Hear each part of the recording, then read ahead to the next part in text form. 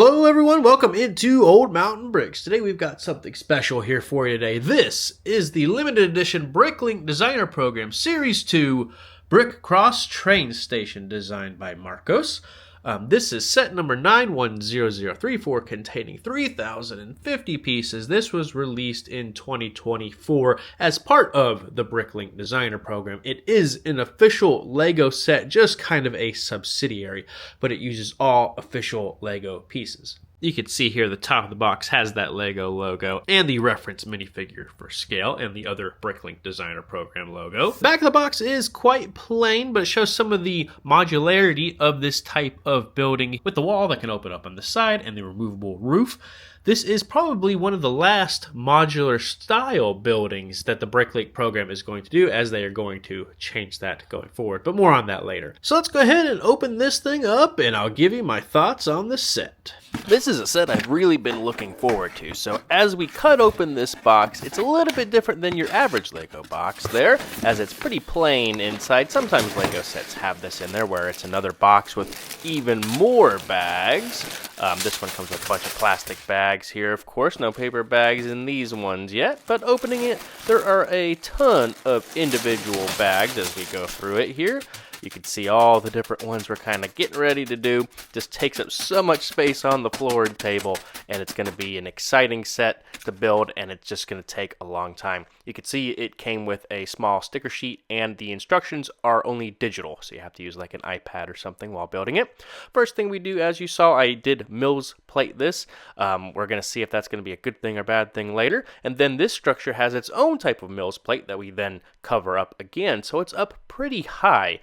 You then get started with a number of the tiling work, which I really enjoy with modular building sets like this. I just think it's a lot of fun, and it gives you some extra patterns to kind of play with. And then you start with like that nice little sidewalk over there using some of the ingot pieces. I thought was a lot of fun as well. And then the structure actually starts going up. You start putting the actual bricks in, which is, again, one of my favorite parts, is when you start actually seeing the building outside of just the tiles that you've been doing. So, of course, you kind of start with the news brick side over there, and then you start on the cafe, which is nice. It uses these little Technic pieces to use some of those columns. I thought was interesting there, but overall it was a lot of fun to put together. I think the contrast in color looks nice enough. I like that they had pops of color with like this teal overhang there to kind of add some more color outside of just tan and black, but I thought each interior piece looked pretty good, including some of the vegetation that is added throughout the set. This set is a little different from a LEGO set in it doesn't have that extra polish that some of the instructions or build processes might have when you're putting together an actual LEGO set, because compared to LEGO Ideas, the Bricklink Designer Program does not really change too much about the original set there. So because of that, it might seem a little clunky in some areas, or maybe loose fitting that it might not happen in an actual LEGO set. Really loved what they've been doing with the Bricklink Designer Program sets here recently, and I'm excited to see that there's going to be a ton more. I think they're already up to Series 7 or 8, and this, I think, was part of Series 4. So there's going to be even more sets to come from Bricklink, and I think I'm excited to have at least one or two of them from all of it. Last thing you do is you do this roof, which was a pain to put together, but otherwise a really enjoyable build process. And after many hours of building, here is the Brick Cross Train Station from the Bricklink Designer Program. This set took a long time to put together, as I was saying, with over 3,050 pieces, but the details on it are just next level. Shout out to the designer who came up with this, Marcos there, who just did an excellent job. The amount of detail and just precision in the set is just next level stuff. But just looking at the front of the train station here, you can see there are, of course, a number of sticker details with 1958 up there, this clock that had like the circle in the center cut out, which was cool, the transit symbol, and the brick cross. They're all stickers. Of course, as well as News Brick and the End of Dark Ages sticker, of course, which is a nod to folks who maybe were into LEGO at one point, but then find a set and come back to it, and it is known as the End of the LEGO Dark Ages. My set for me for that was the A-frame cabin, in case anyone was wondering. But the details out front look great. You can see you've got someone kind of doing some busking out front here. This little singer with a microphone stand and a little amplifier, as well as this guy looking a little sweaty on his way up there. We'll take a closer look at the minifigures all together in just a few minutes, but just want to show you the overall details. Some nice glass with some printed newspapers in there, and it does have some modularity to it, of course. I built mine on a Mills plate. We're going to see if that is a mistake later on, but I think that just makes it more consistent for my Lego city. Turning it around, you can kind of see the other side here. We've got like a waitress right over there. The nice detailing of the sidewalk with like the ingot pieces mixed in with like the studs and tiles just makes it look nice. Of course, with this like garden terrace looking thing over here. Of course, some window pieces that can open up if you wanted them to. Coming around to the back of the building, you can see this nice little canopy that comes together, as well as an extra platform up top where minifigures could stand. And of course, the actual train station platform here where the Lego train can come up and passengers can't get on. You can see why it might cause some issues in my city, because the platform is already raised up a little bit there. This would normally sit on the base plate, but I've raised it up even more. But I'm not too worried about it as long as the trains can clear it. I think it'll be fine. But it does come with some parts of Lego track there. You can see a few extra details and some tiles just kind of linking it together. But normally this would hook right into those studs in there, so it would attach. But I might modify that later on once we place it in our Lego city. But out back here, you can see there's a little ATM with some printed pieces there, another sticker with some of the train routes, the conductor, and another brick cross sign and a passenger about to board. So I brought over one of my trains here just to give you an idea. I've kind of turned this over on its side just so you can see how it kind of looks with the train going up against it there. It's going to be a close fit for sure, especially if it's right up against it like that, so I definitely need to stand back from the platform on that, but I don't think the height is too bad. I was worried it was going to be too low. I mean, this is technically a cargo train, so I don't have actual doors on it. I do have a passenger train that I've been meaning to build, so I'll definitely have to do that at some point, but I think for what it is, I think it's going to work out okay with that height without any sort of major modification. The unique things about this set is the modularity. It does come with like the modular building holes, which I'll come back to that in just a minute. It also has this sidewall that you can open up by pulling just on here, as it's on little hinges up there to access some of the details within. Up on the top floor, it's a little kitchen slash bar area for that restaurant across the way there. Some nice little mini builds, some bottles and stuff, and everything is nicely tiled off with a few jumpers so you could pose minifigures in there if you wanted to.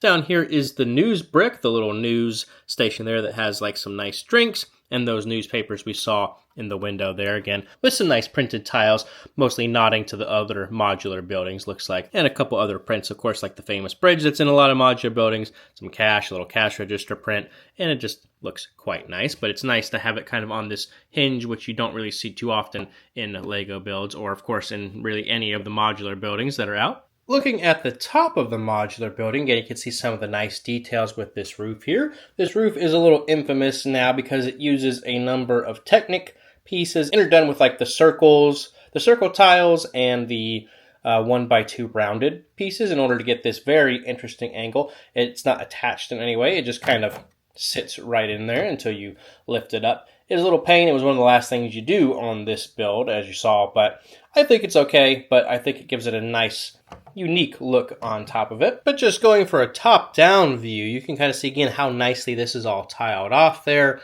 There's a little piano player over in the corner, and some nice stairs leading up to that platform that was leading outside there. I just want to give you the overall top-down appearance of it. Going in through the main entrance here, you can see again all of that tile detail we were just looking at, as well as some of the sticker detailings up there. It has stops along the train route, notably the Studgate train station, which was another Bricklink Designer Program set, as well as just a few other fun things like Brickadilly and like Sand Green and a few other things there. Makes for a nice little sticker Easter egg.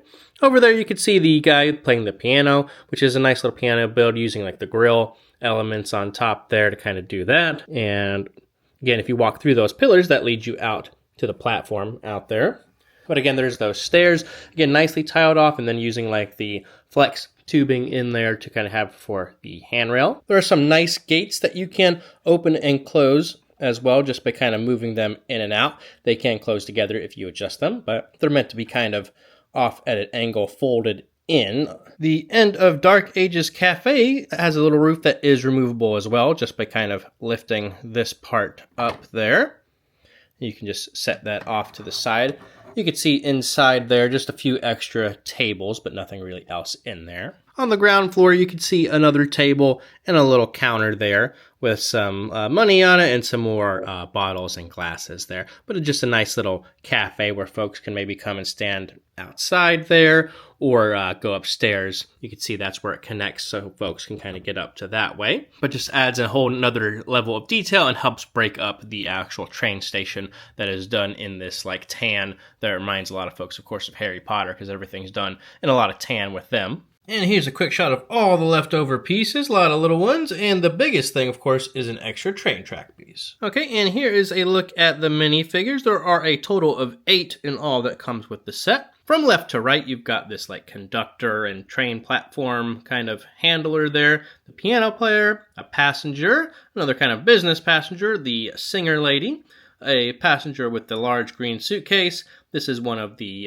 newsbrick workers. And then this is the End of Dark Ages Cafe waitress worker there. So all in all, nothing too crazy. Of course, nothing new because it is a Bricklink Designer Program set. No leg printing or arm printing or anything. But I think they executed it well, giving a nice variety of minifigures, a good sizable amount of minifigures that go well with the set to add just enough life to make it a nice addition to the set. I've placed all the minifigures back in the set here, so what are my final thoughts? This set is an amazing set. The level of detail is just amazing and next level. I didn't mind the sticker usage. I think a lot of this extra greebling really just adds some nice detail to the set that otherwise might not have been there.